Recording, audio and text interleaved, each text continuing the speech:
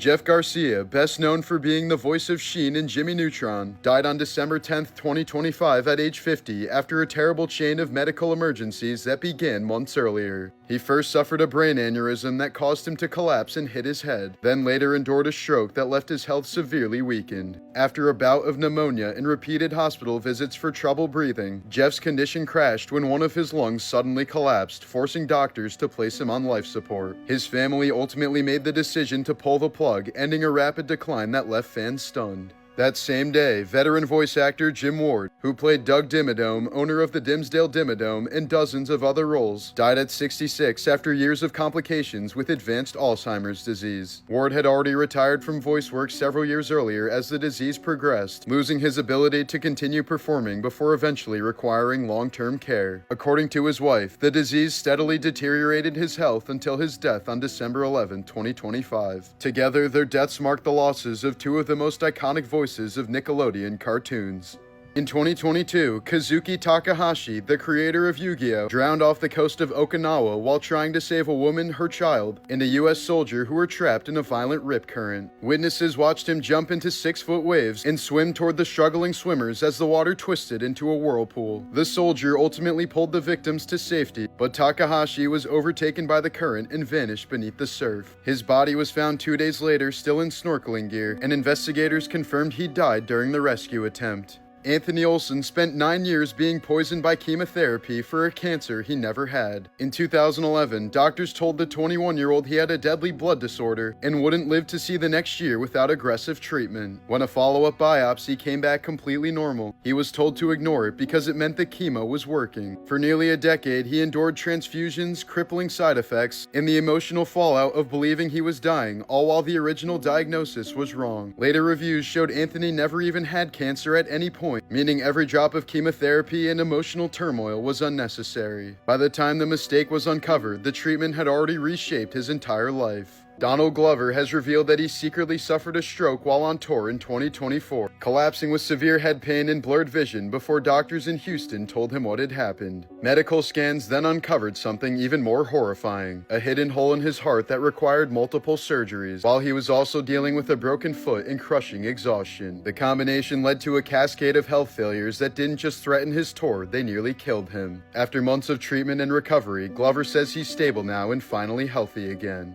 In 2002, 21-year-old Angela Walker and her brother attacked 32-year-old Canadian tourist Derek Rogers on a beach in Maine, reportedly knocking him unconscious and stuffing sand into his airways until he suffocated. Walker later lied to police about what had happened, before pleading guilty to manslaughter and perjury and receiving 10 years in prison. More than 2 decades later, in 2025, she was elected to the Bangor City Council, an outcome that drew outrage from the Rogers family and revived public attention towards the brutal killing. Before fame, Charlie Heaton lived in a dangerous squat in London while touring with a noise punk band. He's talked about waking up to overdoses in the building, sleeping on floors, surviving on almost no money, and performing in violent clubs where fights routinely broke out. In 2017, he was detained at LAX for cocaine traces in his luggage and temporarily barred from entering the US. Cara Buono's childhood was marked by a near-fatal accident that almost killed her decades before she ever appeared on Stranger Things. At 11 years old, she was struck by a speeding car while walking home in New York, suffering severe injuries and head trauma that required long-term recovery and left her with memory gaps from that entire year of her life. Finn Wolfhard has dealt with disturbing stalking-level behavior since he was barely a teenager. At 14, he said grown adults were waiting outside of his hotel rooms, following him to filming locations, and even tracking down where his family lived, forcing security to intervene more than once. In one of the creepier incidents he's discussed publicly, a group of adult fans learned his exact shooting schedule and routinely appeared wherever he was working, standing silently across the street, something he said made him feel hunted.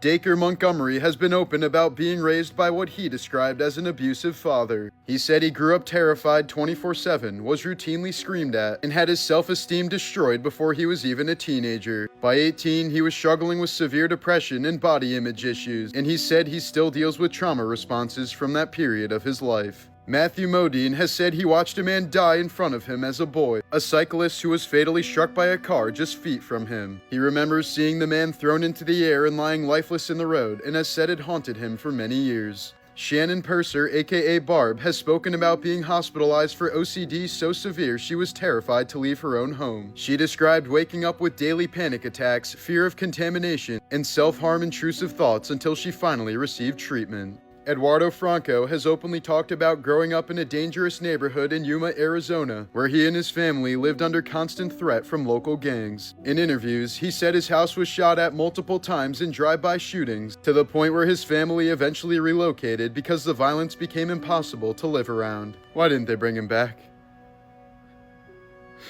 Why didn't they bring him back? During World War II, Nazi SS units carried out one of the regime's most disturbing programs, the mass kidnapping of up to 200,000 Polish children for forced Germanization. After being taken from their families, the children were sent to SS-run children's education camps, where they were subjected to horrific racial selection exams. SS doctors measured their skulls, noses, eye colors, and body proportions, trying to determine whether each child looked Aryan enough to be turned into a German. If a child passed the test, they were renamed, stripped of their identity, and adopted into German families as if they'd never been Polish at all. But if they failed, their fate was much darker. Many were transported to concentration camps, where countless children died from starvation, disease, abuse, or execution. Only an estimated 10 to 15% of the kidnapped children were ever found and returned to Poland after the war. At the Nuremberg trials, the Allies confirmed the program a form of genocide, the deliberate attempt to erase an entire population by stealing and remaking their children. Beloved by millions, Latina singer Selena was on the verge of global superstardom when cracks began to show behind the scenes of her fame. One of her most devoted fans, Yolanda Saldivar, had pushed her way into Selena's inner circle, first as president of her fan club, then as manager of her boutiques. But what began as genuine admiration eventually spiraled into obsession and control. Yolanda grew possessive, isolating Selena from others, and was soon suspected of embezzling money. In March of 1995, Selena met her at a Corpus Christi motel to retrieve crucial financial documents. Backed into a corner and fearing exposure, Yolanda pulled out a revolver and shot Selena in the back as she tried to leave. Selena managed to run nearly 400 feet to the lobby, leaving a trail of blood behind her before collapsing. With her final breath, she named her killer as Yolanda Saldivar, the woman who was once her biggest fan.